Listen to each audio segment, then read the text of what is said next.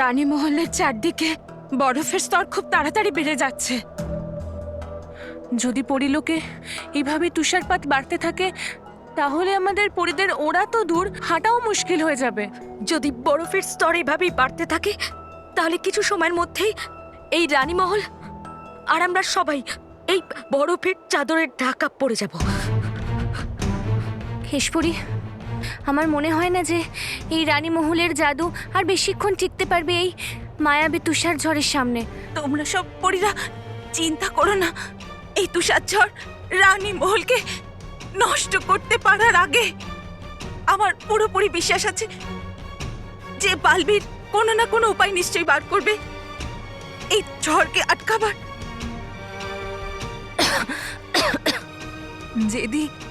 যদি বালবীর কোনো উপায় খুঁজে পেত তো এতক্ষণে খোঁজা হয়ে যেত না। তুমি একদম ঠিক বলছো রাগী। রানীপুরীর সাথে সাথে আমরা সব পরীরাও এই বরফে শেষ হয়ে যাব। কিন্তু যদি আমরা সব পরীদের সাথে শেষ হয়ে যাওয়া থেকে বাঁচতে পারি। কিন্তু কি করে রাগী? এই রানী মহল থেকে বেরিয়ে গিয়ে। কি? হ্যাঁ, আমাদের কাছে এখন এই একটাই রাস্তা আছে। আমাদের কাল দিকের দিকে ভয়ঙ্কর লোকে যেতে হবে আর ওখানে গিয়ে ভয়ঙ্কর পরীর থেকে সাহায্য চাইতে হবে। যদি এই সময় শুধু শুধু ভয়ঙ্কর পরী আমাদের সাহায্য করতে পারে। এটা তুমি কি বলছো রাগী? যদি আমরা এখান থেকে বাইরে বেরোই তো আমরা বরফের মূর্তি হয়ে যাব। হ্যাঁ দিদি, কিন্তু হতে পারে কিছু হলো না। কিন্তু যদি আমরা এই সব পরীদের সাথে এখানে থাকি তাহলে আমরা এই পরীদের সাথে বরফে নিশ্চয়ই জমে যাব। ভেবে নাও দিদি, আমাদের কাছে বাঁচার এই একটাই রাস্তা খোলা আছে। হ্যাঁ, মনে হচ্ছে তুমি ঠিক বলছো। এখান থেকে বাইরে গেলে আমাদের বেঁচে থাকার একটা আশা তো আছে। চলো দিদি, সময় এসে গেছে ভয়ঙ্কর পরীর থেকে নিজের সততার পুরস্কার চাওয়ার। ঠিক আছে, চলো।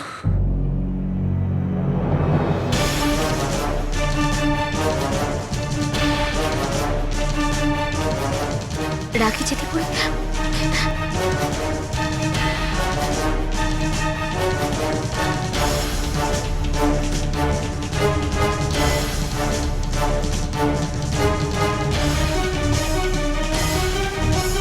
জেদি পড়ি, রাগি পড়ি, কোথায় যাচ্ছ তোমরা? দাঁড়াও পড়িরা। রানী মহলের দরজা খুলো না, এতে বিপদ বাড়তে পারে। থামো তোমরা।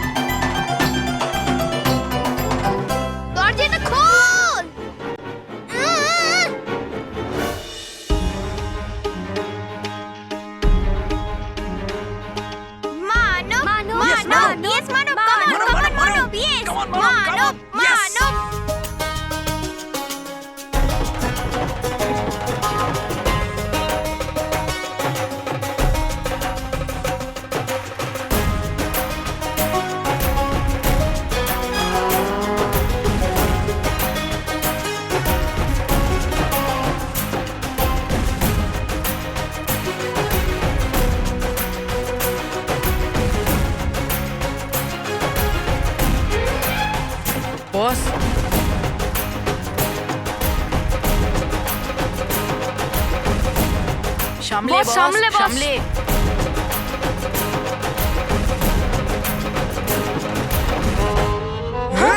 মন্টু বস। Yes! বস ওঠো বস, ওঠো বস। আরে কি মন্টু তো শুয়ে পড়েছে। আর এই প্রতিযোগিতার বিজয়ী হলো মানব ঢালি ঢালি পরিবার থেকে। খুব ভালো। জোরে হাততালি হয়ে যাক মানব ঢালির জন্য।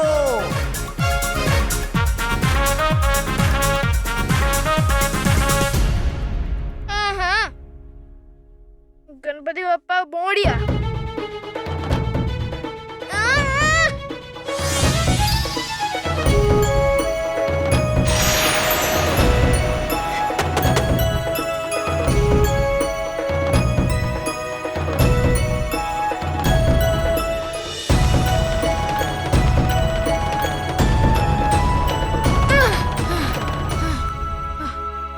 Thank God. Thank you, Ganesh ঠাকুর। এতক্ষণে তো কম্পিটিশন শুরু হয়ে গেছে। ওরে বাবা রে। Congratulation. Congratulation.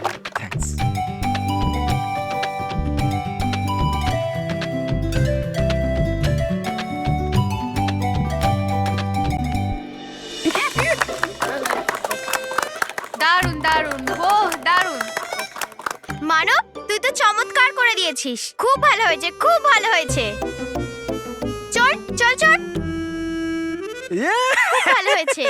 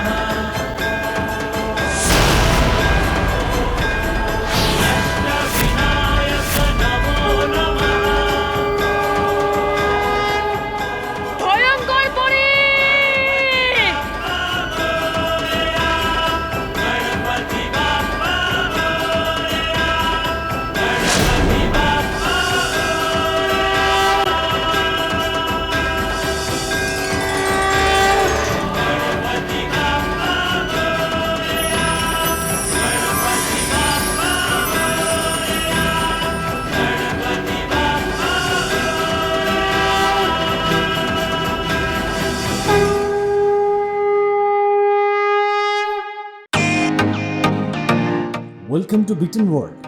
How may I assist you? নতুন ফ্ল্যাটের জন্য একটা স্ট্যান্ড ফ্যান আর কুলার নেব।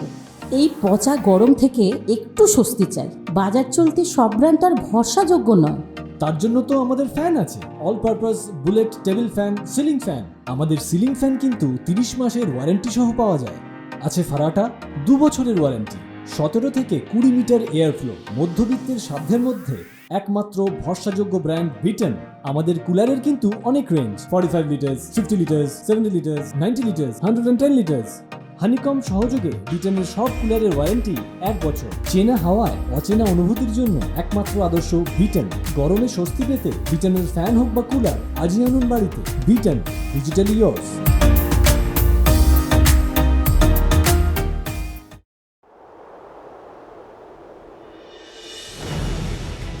এমন কেন করলো রাগী জিদি পরীরা? কেন নিজেদেরকে আর আমাদের সবাইকে এভাবে বিপদে ফেললো? আমার তো এটা ভেবেই ভয় লাগছে কেশপরি। আর কিছুক্ষণের মধ্যেই আমরাও রাগী জেদি পরীর মতো বরফের মূর্তি হয়ে যাব। না ভয় পড়ি, এরকম কিছু হবে না। বালবির নিজের প্রাণের বাজি রাখবে, কিন্তু পরিলোকের অস্তিত্বকে বিনষ্ট হতে দেবে না। কিন্তু বালবির তো গেছে, অনেকক্ষণ হয়ে গেল। এতক্ষণে তো ওর চলে আসা উচিত ছিল। ওর কিছু হয়ে যায়নি তো কেশপরি? এই একই চিন্তা আমাকে অস্থির করছে। তাহলে আপনি বালবীরকে শীঘ্র এখানে ডেকে নিন কেশপুরী। হ্যাঁ কেশপুরী, আমি এখনই ওকে ডাকছি। বালবীর, বালবীর,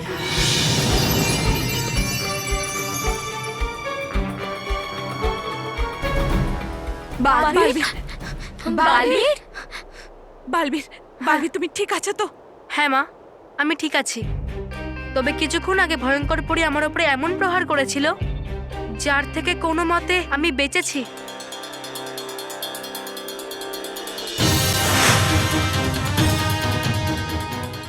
ঠান্ডা হাওয়া এই দিক থেকেই আসছে, এর মানে হলো যন্ত্রটা এই দিকেই কোথাও একটা আছে।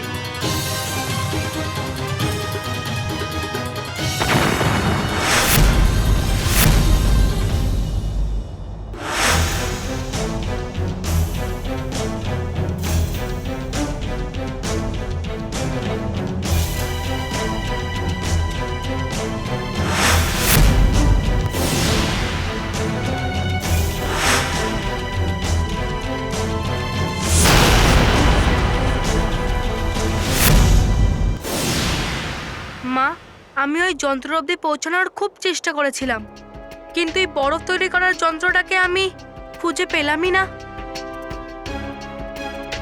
এবার আমরা কি করবো কেশপুরী? যত তাড়াতাড়ি সম্ভব ওই যন্ত্রটাকে খুঁজে সেটাকে বিনষ্ট করতে হবে। আমার কাছে একটা উপায় আছে যার সাহায্যে আমরা ওই যন্ত্রের থেকে বাঁচতে পারবো, কিন্তু সবার আগে আমি আপনাদের সবাইকে পৃথিবীতে নিয়ে যাব যাতে আপনারা সুরক্ষিত থাকেন। হ্যাঁ, এটাই ঠিক হবে বালবীর। পরীরা, এটাই উচিত কাজ হবে যে তোমরা সকলে মিলে বালবীরের সাথে পৃথিবী লোকে চলে যাও। আপনি যাবেন না আমাদের সঙ্গে? না পরীরা, রানীপুরী পরিলোকের সুরক্ষার দায়িত্ব আমার উপরেই দিয়েছিলেন, আর আমি আমার শেষ নিঃশ্বাস পর্যন্ত পরিলোকে সুরক্ষা করতে থাকবো।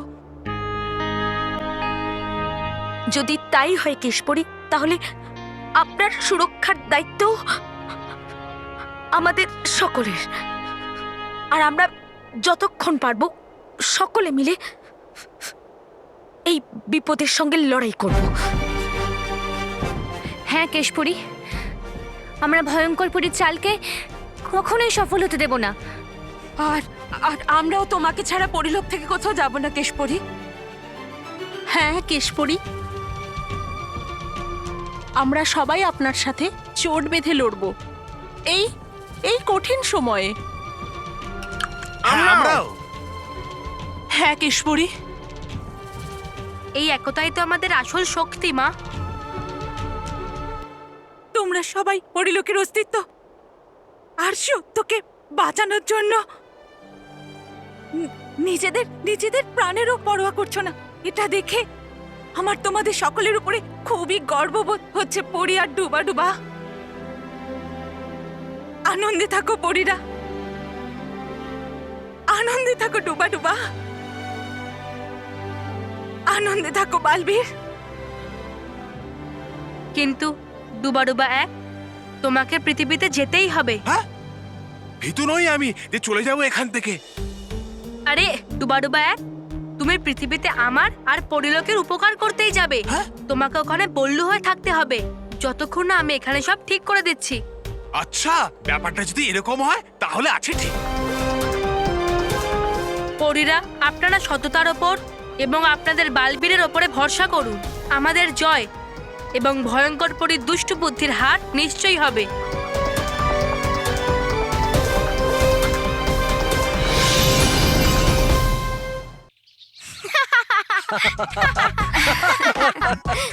বাচ্চাদের মুখে হাসি ফিরিয়ে আনার জন্য অসংখ্য ধন্যবাদ গণপতি বাপ্পা।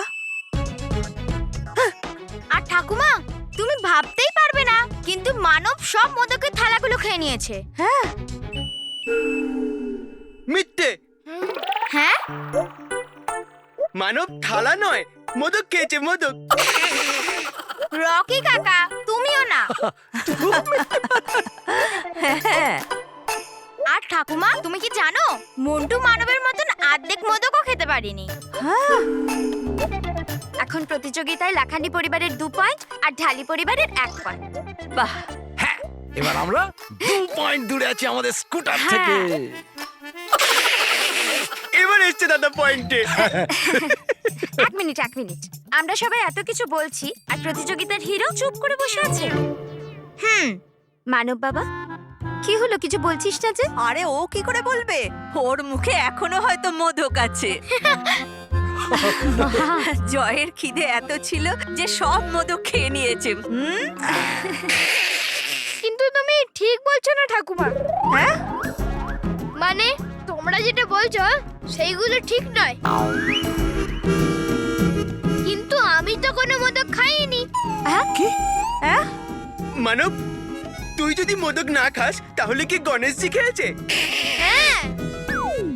হ্যাঁ? কি? মানে আমি কি করে বলবো?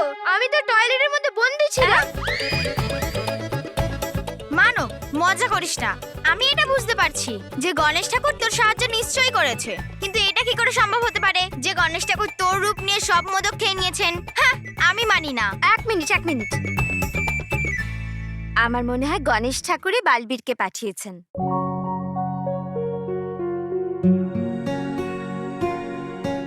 যাতে মন্টু বেইমানি করে না যেতে। হ্যাঁ, আমারও তাই মনে হয় যে বালবীরই মানবের রূপ ধারণ করে কম্পিটিশন এসেছিল। হতে পারে। আরে কখনো কখনো আমারও তো মনে হয় যে বালবীর ভগবানেরই এক রূপ। হ্যাঁ, কারণ যখন সততা ও ভালো সমস্যায় পড়েছে তখন ভগবান আলাদা আলাদা রূপ নিয়ে অশুভ থেকে তাকে রক্ষা করেছে। হ্যাঁ, নিশ্চয়ই ও বালবীরই হবে। মানব,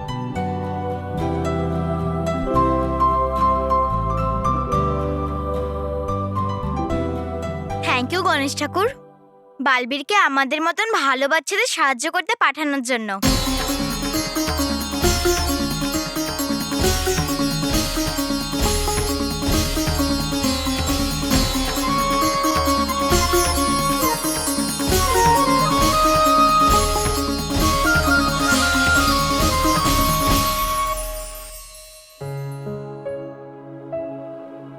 গণপতি বাপ্পা মোরিয়া। আরে বল্লু কোথায়? বল্লুর কোনো আওয়াজ পাচ্ছি না। দাদা, বললি যখন বাড়িতেই নেই, আওয়াজ আসবে কি করে? কি? কি বলু বাড়িতে নেই? হ্যাঁ, কোথায় গেল? তোমরা ওকে ওখানেই রেখে এলে নাকি? না না মা, ও প্রতিযোগিতা হেরে যাওয়ার জন্য একটু দুঃখী ছিল ঠিকই। আমরা তো ভাবলাম ও বাড়িতে ফিরে এসছে। হ্যাঁ, যদিও বাড়িতে না আসে তাহলে কোথায় গেল? হ্যাঁ,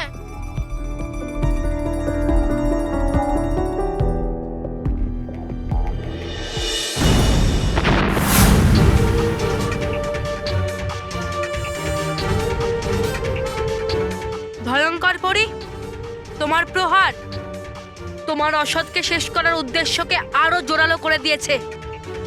এখন আমি দ্বিগুণ শক্তি দিয়ে প্রহার করব, আর এইবার তোমার তৈরি এই বরফের তুষারপাত নিজেই আমাকে তাকে যে বানাচ্ছে সেই যন্ত্রের কাছে নিয়ে যাবে।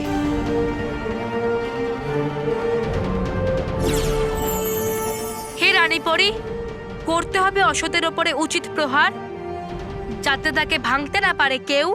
বানো এমনই একটা বড় মজবুত দেওয়াল।